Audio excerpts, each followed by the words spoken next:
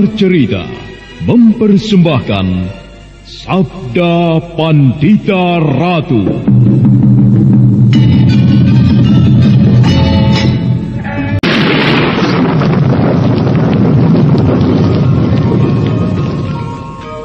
Sabda Pandita Ratu. Naskah ditulis oleh Pondra Swasti Langit, diolah oleh Agung Bahrodi, didukung oleh artis-artis terkemuka Ferry Fadli, Eli Ermawati, M. Abud, Ivone Rose, dan lain-lain. Teknik dan montase Ibing Arifin, dengan sutradara Dian Pertiwi. Sabda Pandita Ratu. Kali ini dalam episode ke-12 dengan judul Candi Swambara Budura. Demikianlah Ken Arok tersenyum melihat hasil perbuatannya. Bayangan perempuan yang melintas itu telah berhasil menggoda beberapa pengawal yang tengah berbincang-bincang. Para pengawal itu tidak pernah ada yang menduga bahwa perempuan itu adalah bayangan semu, sebenarnya tidak ada. Mata merekalah yang telah tertipu.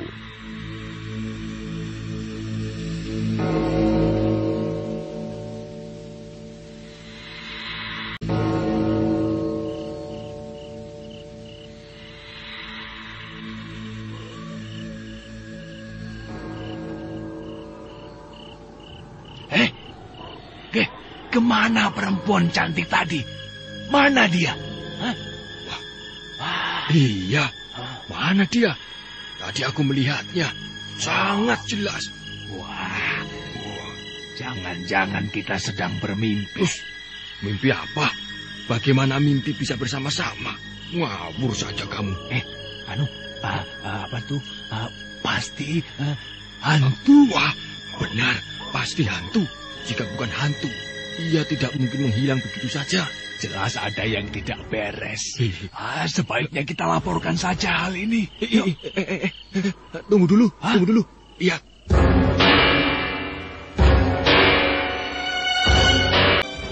Para prajurit pengawal Ganter itu saling berpandangan dengan sesama temannya, melihat keadaan yang lebih tidak terduga lagi. Dari arah kegelapan, muncul lagi seorang perempuan, tetapi berbeda dengan perempuan sebelumnya yang cantik sekali.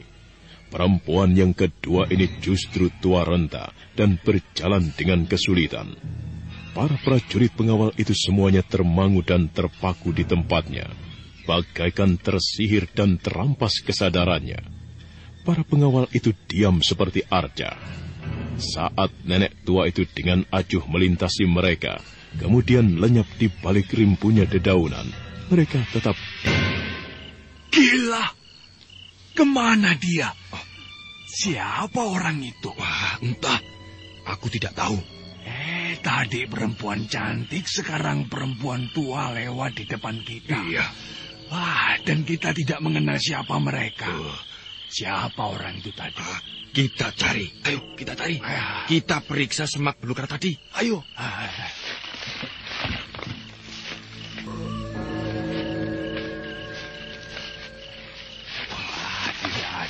Jelas bukan manusia, tapi hantu. Aneh. Mengapa dia muncul baru sekarang kalau hantu? Kita sudah lama berada di sini. Tetapi baru kali ini menemui peristiwa yang seperti ini. Apa artinya semua ini?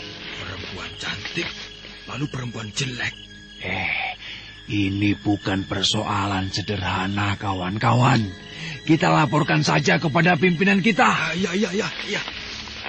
Belum lagi mereka bergerak dari tempat itu. Sekali lagi mereka dikejutkan oleh kenyataan yang tidak masuk di akal. Dari arah semula, tiba-tiba muncul lagi seseorang. Perempuan yang sangat cantik, tetapi janggal, karena perempuan cantik itu berkumis. Perempuan itu melenggang dengan genitnya, bagaikan menyihir para prajurit pengawal Ganter itu untuk terlongong-longong di tempatnya. Dan kesadaran mereka belum pulih ketika perempuan berkumis itu kemudian lenyap, gaib entah kemana. Apa artinya semuanya ini? Gila, benar-benar tidak masuk akal. Seorang perempuan berkumis? Hah? Apa artinya itu? Kita laporkan pada Tuan Rangga Lampitan. Ayo.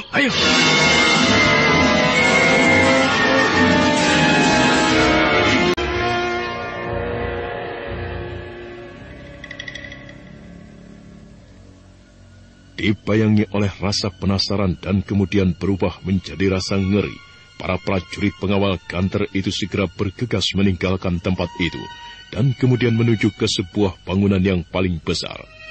Ken Arok yang masih bertengger di atas dahan pohon tersenyum menyaksikan hasil ulahnya.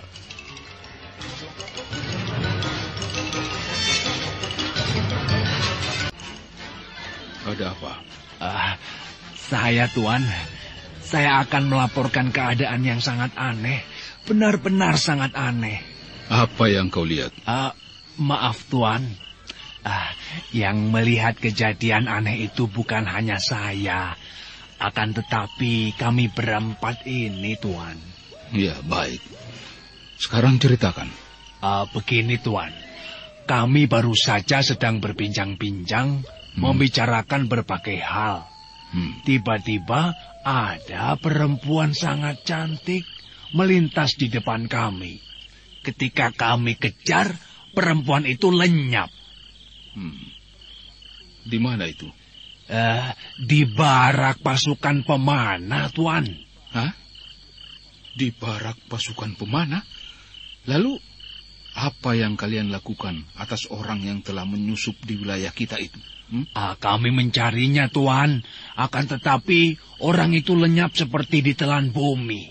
Sungguh, Tuan, kami tidak berbohong. Setelah itu terjadi peristiwa yang lebih aneh lagi, Tuan. Peristiwa apa itu? Sesaat kemudian, setelah kami tidak menemukan perempuan cantik yang kami cari itu, tiba-tiba dari arah semula muncul seorang perempuan lagi. Kali ini perempuan itu sangat tua, Tuan. Kami benar-benar terkejut.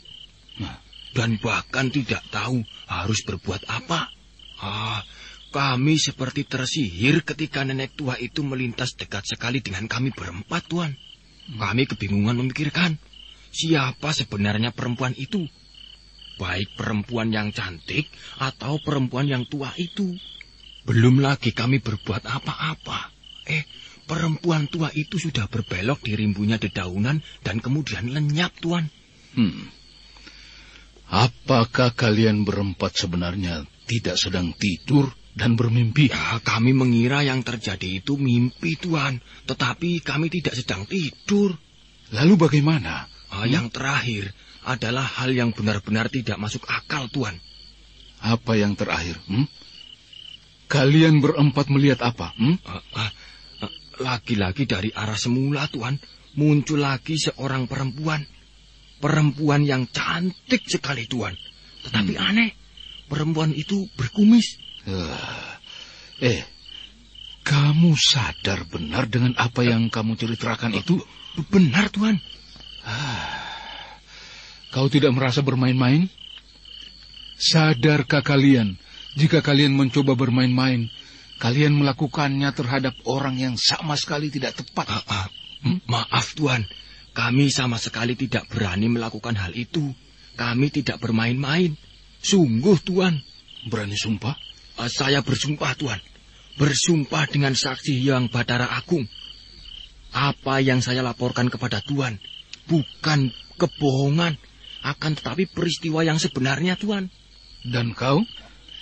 Dan saya juga bersumpah, Tuan. Saya bersumpah dengan disaksikan bumi dan langit, disaksikan oleh Batara Agung, bahwa apa yang saya laporkan ini benar-benar terjadi. Ya, baik. Tunjukkan kepadaku, di mana tempatnya.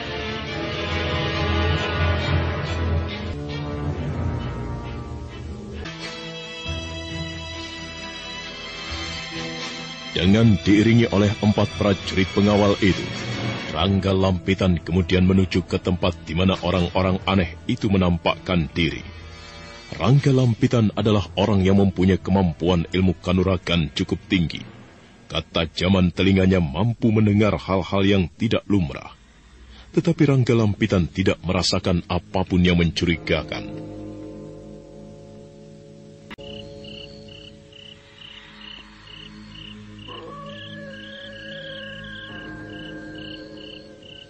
Di mana tempatnya? Di sini, Tuan. Kami berempat duduk-duduk di situ. Lalu dari arah sana, Tuan, muncul perempuan cantik itu berjalan melenggang kemari. Lalu ke sana, Tuan. Dan kemudian hilang di balik rimbunya dedaunan itu. Benar, Tuan. Lalu nenek tua itu juga berasal dari arah sana pula. Lenyapnya di tempat yang sama pula, Tuan. Iya. Dan perempuan berkumis itu lenyap dan datangnya juga sama, Tuan. Aduh, sungguh, Tuan, kami tidak bohong. Apa yang kami sampaikan memang benar. Akan tetapi perempuan cantik berkumis? Itulah yang kami tidak mengerti, iya, Tuan. Apa yang kalian lihat? Apa yang kemudian kalian ceritakan kepadaku? Juga keanehan ketiga perempuan itu. Semuanya memang luar biasa. Tetapi tidak masuk akal. Akan tetapi kami tidak bohong, Tuan. Mungkin. Akan tetapi tidak masuk akal. Kalian berempat ikut aku.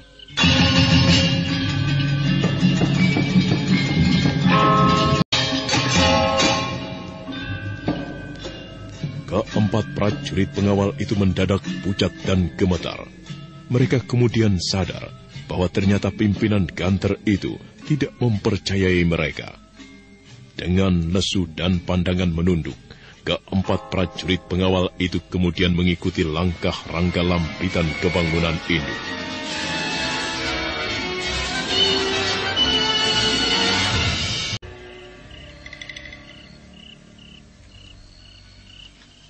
Apa sebenarnya maksud kalian berempat? Jawab dengan jujur. Dan janganlah kalian mencoba-coba berbelit. Jawab dengan jujur. Apa yang kalian inginkan dengan permainan yang tidak pada tempatnya itu? Kalian ingin mencari muka dengan cara itu? Begitu? Tidak, Tuan. Tidak. Sungguh. Kami berempat sama sekali tidak bermaksud seperti yang Tuan katakan itu. Apa yang terjadi itu benar-benar terjadi, Tuan. Kami tidak mengarang cerita, atau bercanda, atau sedang membuat lelucon. Sama sekali tidak, Tuan. Baik. Bagaimana dengan kamu dan lainnya? Sumpah, Tuan, demi Hyang Batara Agung. Jangan bawa-bawa nama Hyang Batara Agung. Kalian tidak patut bersumpah dengan membawa nama Hyang Batara Agung. Renungkan. Apakah ada yang namanya perempuan berkumis? Semua cerita kalian itu tidak masuk akal. Tahu?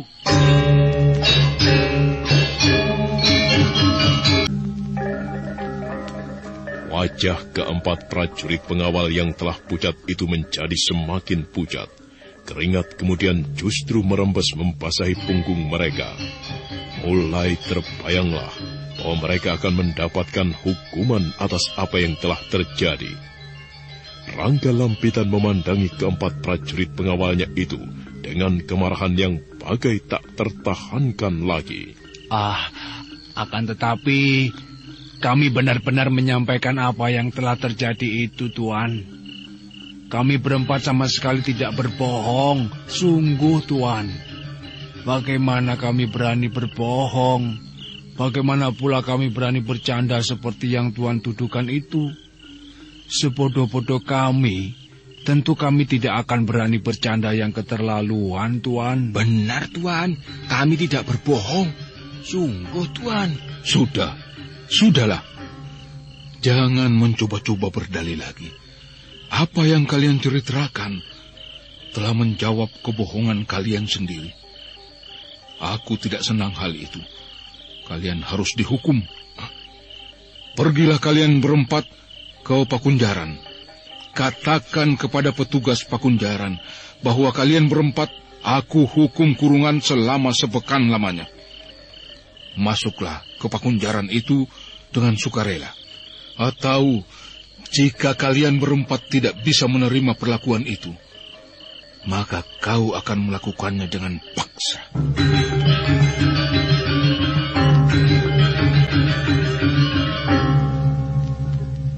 Maka demikianlah keempat prajurit pengawal yang bernasib sial itu kemudian menuju ke penjara dengan wajah lesu. Mereka sungguh sama sekali tidak menduga bahwa mereka akan mengalami hal seperti itu. Aduh, apa sebenarnya yang kita alami ini ya? Aku menjadi tidak mengerti. Hanya dalam waktu yang sekejap, nasib kita telah berubah menjadi sedemikian buruk. Benar-benar sial kita ini. Lalu apa sebenarnya yang kita lihat tadi? Mungkin hantu atau jin yang menunggui tempat ini, yang butuh sesajen. Perempuan yang pertama cantik sekali, lumrah. Perempuan kedua tua sekali, lumrah juga. Tidak ada yang aneh. Lalu? Akan tetapi perempuan yang ketiga tadi cantik tetapi berkumis. Wah, malah justru pusing kepalaku memikirkannya. Alah, sudah. Jangan berhenti di sini. Kita masuk ke dalam penjara. Ayo. Keempat orang prajurit pengawal itu kemudian masuk ke dalam penjara dengan sukarela.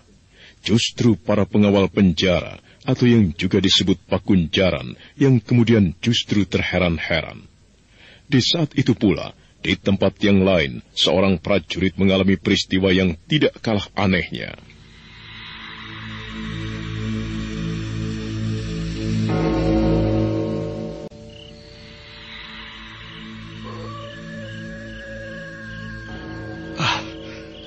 Tidak salahkah apa yang telah aku lihat? Hei, sebuah pohon bergerak-gerak. Rantainya meliuk-liuk. Daunnya bergerak-gerak. Apakah karena angin? Rasanya tidak. Tidak ada angin. Udara tenang. Lalu, mengapa pohon itu bergerak seperti itu?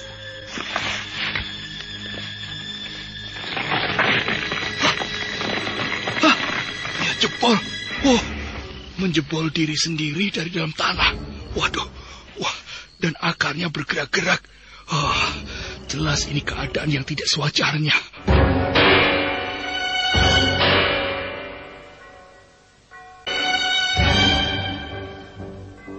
Ternyata prajurit pengawal yang bernama Kuncoro itu bukanlah orang yang penakut. Dia kemudian berlari mengambil obor, dan diamat-amatinya pohon aneh itu dengan seksama. Pemuda prajurit itu kemudian melepas rangka pada ujung tombaknya, dan dengan tombak itu ia kemudian menusuk pohon yang aneh yang menari-nari di tempatnya.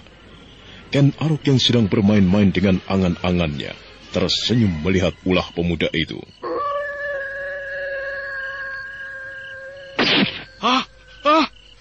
Darah! Berdarah! Benar-benar darah. Gila. Tidak salah lihatkah aku ini? Tidak. Aku tidak salah lihat.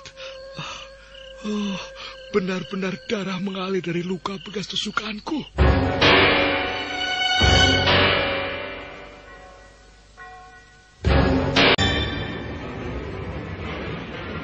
Beberapa saat lamanya, prajurit pengawal Ganter yang masih muda itu merenungi pohon aneh yang menari-nari di depannya, seperti mencoba mencari jawaban apakah rahasia di balik keanehan itu. Pemuda itu kemudian mengangguk-angguk, dan tiba-tiba dia bergegas, berlari.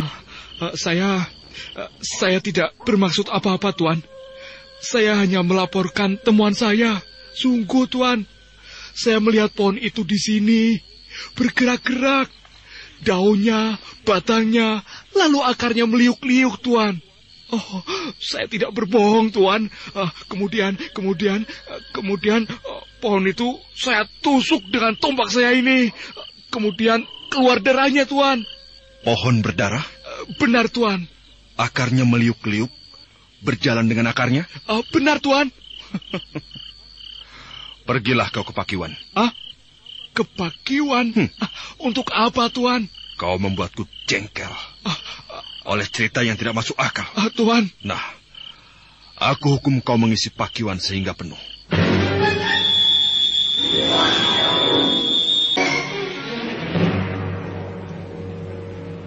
Ternyata nasib Kuncoro tidak berbeda dengan nasib 4 orang pengawal yang harus kecewa melihat kenyataan.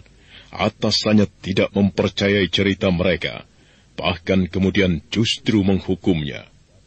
Kuncoro yang berada di antara keadaan jengkel, bingung, dan kemudian geli, justru menimba air seperti orang kesetanan, sehingga tidak berapa lama kemudian, Pakiwan itu telah penuh dengan air, bahkan tumpah.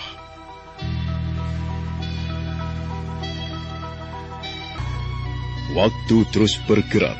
Rudra Bondo kemudian berjalan-jalan di wilayah pertahanan dan kekuatan Ganter yang terletak di dalam sebuah perkampungan. Tiba-tiba perhatiannya tertarik pada seekor kuda yang berderap datang. Dilihatnya seseorang yang kemudian meloncat turun dari kuda itu, melapor kepada prajurit penjaga regol, menyerahkan kudanya, dan kemudian bergegas berjalan. Orang itu menarik perhatian Senopati Rudra Bondo karena dia mengenal dengan sebaik-baiknya. Bahkan dalam beberapa lama, bersama-sama dia telah mengintai Tumapel.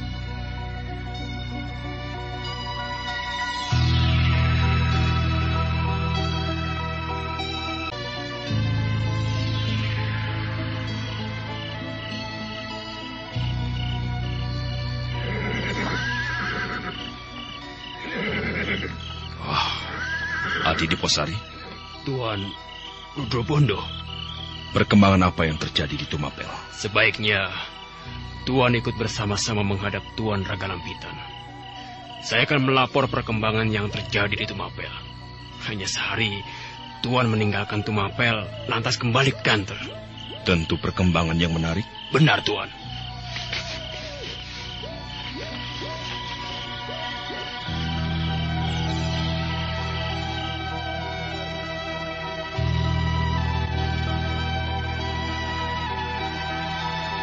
Bagaimana perjalananmu, Diposari?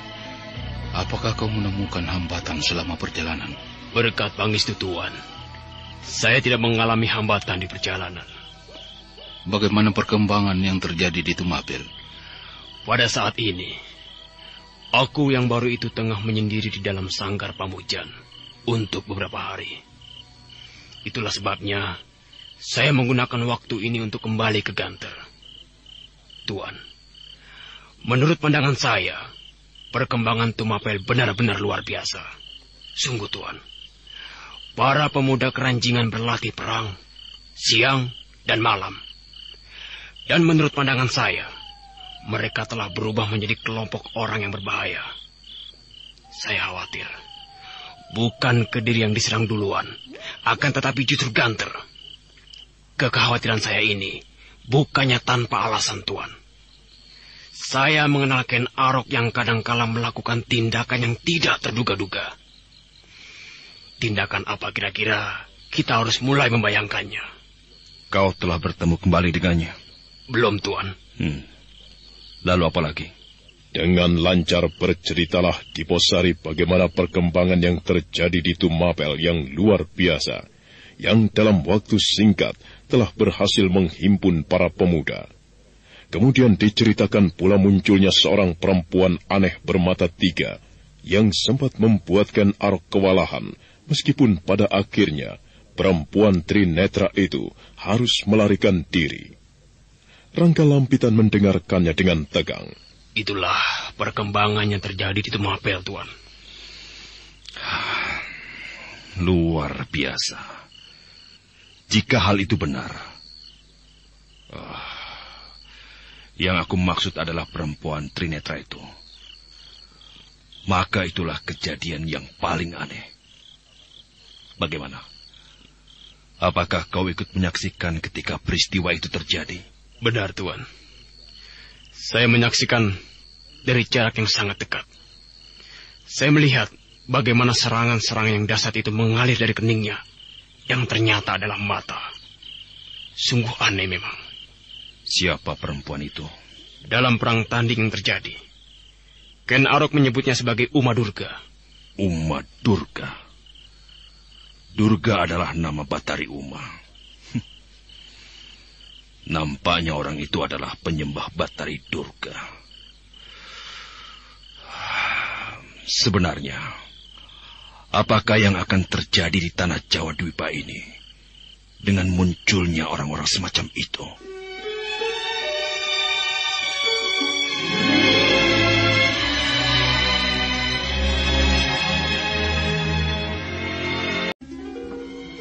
Pembicaraan bertiga antara Rangga Lampitan, Rudra Pondo dan Diposari itu terus berlangsung. Berbagai hal mereka perbincangkan, terutama mengarah kepada Ken Arok. Tanpa mereka sadari, Ken Arok yang sedang mereka bicarakan itu sedang menguping dengan menggunakan sejenis aji pamelingan. Baiklah. Kita terima kasih, Diposari. Kau telah memberikan gambaran lebih lengkap kepadaku tentang bagaimana keadaan Tumapel. Tumapel bisa menjadi sumber bahaya, namun Tumapel juga bisa menjadi sumber kekuatan bagi Ganter. Nampaknya, ke arah manakah gerak Tumapel, sehingga sekarang belum bisa dipastikan. Benar, Tuan. Akan tetapi, apa yang dilakukan oleh Ken Arok dengan mengunci diri di sanggar Pamujan itu sungguh menarik perhatian. Sampai kapankah ia akan melakukan semadi? Saya tidak tahu, Tuan. Bagaimana pendapatmu, Rudra Bondo? Kita harus mewaspadai Tumapel, Kakang Rangga. Benar sekali apa kata Diposari. Perkembangan yang terjadi di Tumapel sering tidak terduga-duga. Justru karena itu, aku juga mempunyai sebuah prasangka. Jangan-jangan Ken Arok tidak sedang menyendiri dari orang-orang dari sekelilingnya dengan mengunci diri di sanggar Pamujan. Akan tetapi ia berkeliaran dan entah melakukan apa. Benar. Iya, benar. Ken Arok masuk ke sanggar Pamujan itu hanya suatu kebohongan. Sanggar Pamujan itu tentu kosong, karena Ken Arok keluyuran entah kemana. Mungkin mengintai kita, mungkin mengintai Kediri, atau mungkin melakukan hal-hal lain yang tak terduga itu. Benar, Tuan. Saya justru mempercayai kemungkinan itu, Tuan. Semoga saja ia datang kemari, menemuiku dan mengajak berunding. Aku lebih senang melakukan perundingan dengannya daripada menghadapinya sebagai lawan. Bukan karena takut. Akan tetapi, memecah perhatian tentu akan sangat merugikan.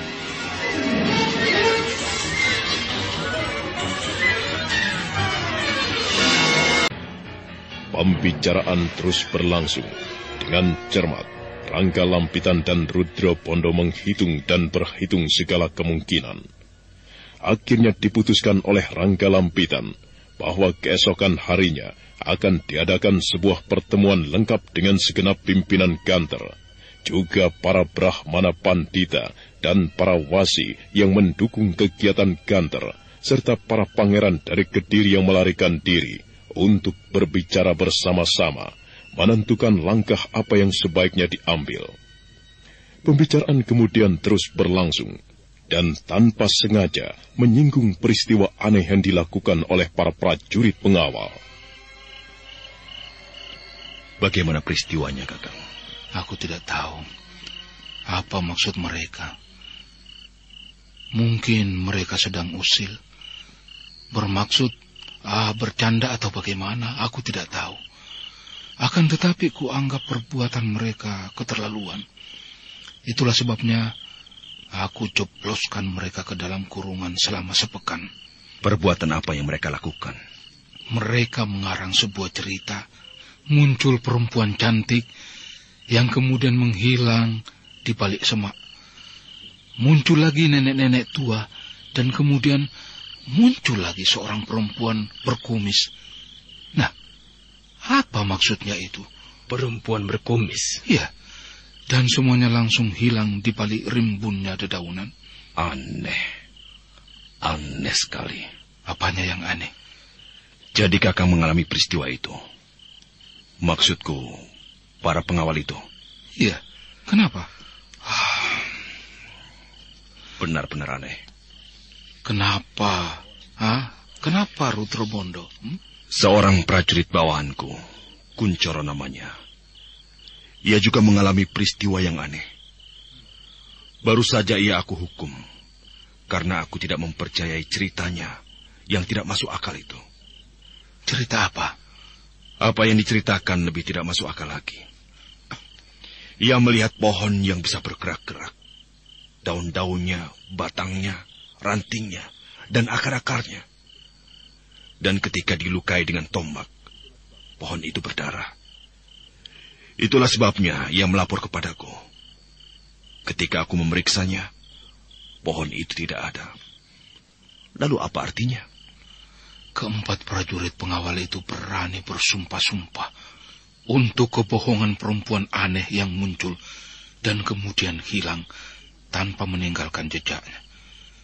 Bagaimana dengan prajurit bawahanmu itu, Rudra Bondo? Sama, Kakang. Kuncoro juga berani bersumpah. Gila. Pasti ada orang yang mendalangi di belakangnya. Tetapi apa maksudnya? Baiklah. Aku sama sekali tidak suka dengan permainan keterlaluan seperti ini. Mereka harus diperiksa sampai mengaku. Siapa yang menyuruh mereka? Tunggu, Tuan. Tunggu dulu. Kenapa? Jangan-jangan Ken Arok memang berada di sekitar tempat ini.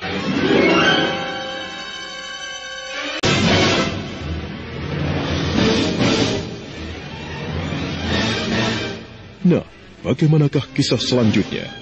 Saudara pendengar, untuk mengetahui jawabannya, ikutilah kelanjutan kisah ini dalam seri berikutnya. Sampai jumpa.